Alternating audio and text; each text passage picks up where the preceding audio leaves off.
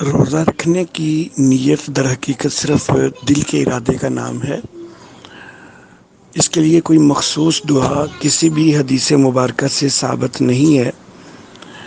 لوگوں میں عام طور پر ایک دعا معروف ہے کہ وَبِصَوْمِ غَدٍ نَوَیْتُ مِنْ شَہْرِ رمضان، لیکن یہ دعا بھی کسی صحیح حدیث سے ثابت نہیں ہے۔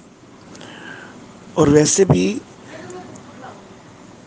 اس دعا کے الفاظ جو ہیں تو ان میں آ رہا ہے وَبِصَوْمِ غَدٍ کہ میں کل کے روزے کی نیت کرتا ہوں، حالانکہ اسلامی اصول کے مطابق مغرب سے نئی تاریخ شروع ہوتی ہے اور یہ سحری کا وقت اور اس کے بعد جو اگلا دن ہے یہ ایک ہی دن ہے، نہ کہ یہ آنے والا کوئی کل ہے کہ جس کی نیت کی جا رہی ہے۔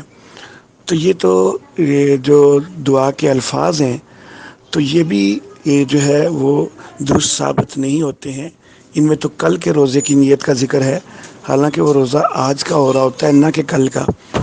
تو بہرحال دعا کے کوئی الفاظ کسی سے حدیث سے ثابت نہیں ہے، صرف دل کا ارادہ ہونا چاہیے روزہ رکھنے کا، اور واضح ارادہ ہونا چاہیے، یہی کافی ہے۔